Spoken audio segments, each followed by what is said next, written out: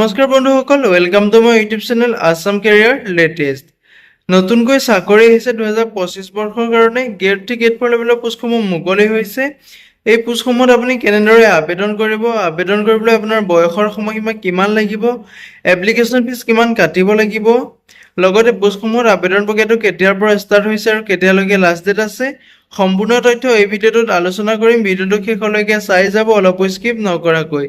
যিহেতু এটা দেখিবলৈ পাইছে Union Bank of India recruitment 2025ৰ ফালৰ পৰা 250টা ৱেলথ মেনেজাৰ পোষ্ট মুকলি হৈছে। এই পোষ্টসমূহত আপুনি কেনেদৰে আবেদন কৰিব, সম্পূৰ্ণ তথ্য ভিডিঅ'টোত আলোচনা কৰিম।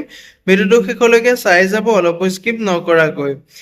যিসমূহ পোষ্ট মুকলি হৈছে, পোষ্টসমূহৰ এটা অভাৰভিউ দিয়া আছে। আপোনাৰ অৰ্গেনাইজেশ্যনটোৰ নেম হৈছে ইউনিয়ন বেংক অফ ইণ্ডিয়া। যিহেতু ইউনিয়ন বেংক অফ ইণ্ডিয়া ফালৰ পৰা পোষ্টসমূহ মুকলি কৰি দিয়া হৈছে। ইয়াতে পোষ্টসমূহৰ লাষ্ট ডেটটো আছে আপোনাৰ 25 আগষ্ট 2025লৈকে আপোনাৰ পোষ্টসমূহৰ লাষ্ট ডেট আছে। টোটেল ভেকেঞ্চি 250টা ভেকেঞ্চি দেখিবলৈ পাব। পোষ্ট নেমটো হৈছে আপোনাৰ wealth manager post. Mode of application মোডটো আপোনালোকে এই পোষ্টসমূহত অনলাইন মাধ্যমেৰে আবেদন কৰিব পাৰিব। কেটেগৰীটো হৈছে বেংক জব হয়, যিহেতু জব লোকেশ্যনটো অল অভাৰ ইণ্ডিয়াত আপুনি এই জবটোত জব কৰিব পাৰিব। যদি আপুনি ইণ্টাৰেষ্টেড হয়, এলিজিবল হয়, ভিডিঅ' ডেছক্ৰিপশ্যনতে মই আবেদন কৰা লিংক দিছোঁ, তাতে গৈ আপুনি আবেদনসমূহ কৰি ল'ব পাৰিব।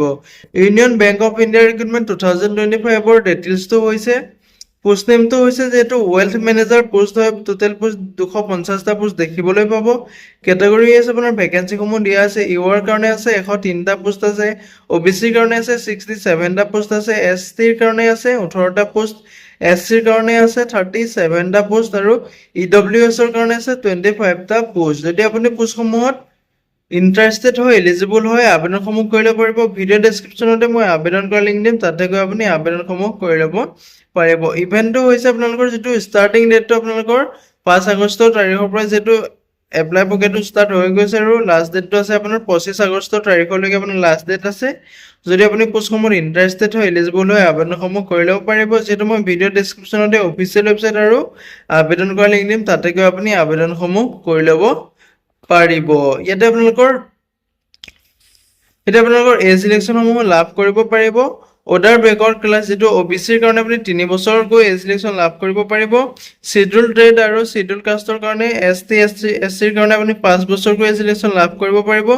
যিসমূহ PWBDৰ কেণ্ডিডেট আছে তেওঁলোকে 10 বছৰকৈ এজ ইলেকশ্যনসমূহ লাভ কৰিব পাৰিব। যিটো বয়সৰ সময়সীমাটো আপোনালোকে যিটো গম পায় 18 বছৰৰ পৰা আবেদন কৰিব পাৰিব। লগতে আপুনি পোষ্টসমূহত আপুনি এজ ইলেকশ্যনসমূহ লাভ কৰিব পাৰিব। আৰু যদি আপোনাৰ পোষ্ট কোৱালিফিকেশ্যন বিচাৰিছে, যদি আপোনাৰ কোৱালিফিকেশ্যনসমূহ আছে আপোনাৰ, তেতিয়াহ'লে আপুনি এই পোষ্টটোত আবেদন কৰিবলৈ ইলিজিবল হ'ব।